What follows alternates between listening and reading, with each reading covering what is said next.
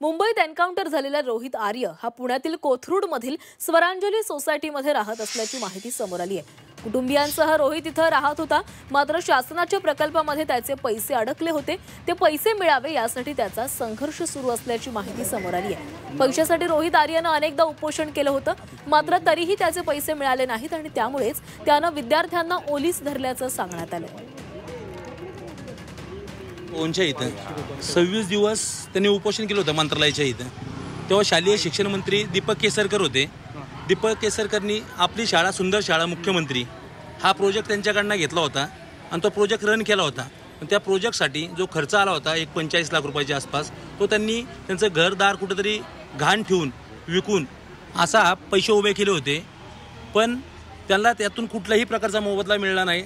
ते मानसिक तणावात होते, त्यांची फॅमिली सुद्धा मानसिक तणावात होती। तर याच संदर्भातला आढावा घेतलेला आहे आमचे प्रतिनिधी चंद्रकांत खुंदे यांनी। आता आपण रोहित आर्याच्या घरी आलेलो आहोत। हे पाहू समोर पार्टी आहे चल, आणि आता पोलीस आलेले आहेत। मी रोहित आर्याच्या घरी आपण पाहू शकतो आणि हे सगळे शोधायला पोलीस सगळे शोधायला आलेले आहेत। आपण रोहित आर्याच्या घराला कुलूप आहे, घरी कोणीच राहत नाही। सर काय पत्ता सापडलं? काय तुम्ही पत्ता रोहित आर्य इथेच राहायचा का? नेमकं काय तपास सुरू रोहित आर्य इथेच एन्काउंटर झाला काय माहिती आता मी पोलिसांनी खरं तर बोलणं टाळलेलं आहे, पण हे सगळे आपण पाहू शकतो। हेच ते रोहित आर्याचं घर आहे। त्याचं मूळ आडनाव हे रोहित हरोळीकर आहे। मी AR रोहिकर, मी त्याचे आई वडील इथे राहायचे।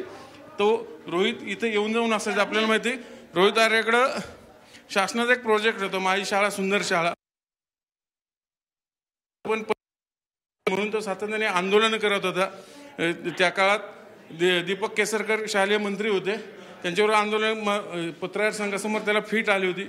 त्यानंतर तो मुंबईला शिफ्ट झाला, त्याचे कुटुंब तिकडे पनवेलला, आणि आज त्याचा एन्काउंटरमध्ये मृत्यू झालेला आहे। त्यांनी काही मुलांना ओलीस ठेवलं होतं। मग एका अर्थाने एक शासकीय सिस्टीमचा बळी म्हणलं तर असं वावगं ठरणार आहे। अशीच सध्याची परिस्थिती। इथंच राहायचं एक कॉमन हुशार माणूस एक शासनाकडे प्रोजेक्ट सादर केला, पण त्याला शासनाने त्याचे पैसे दिले नाही।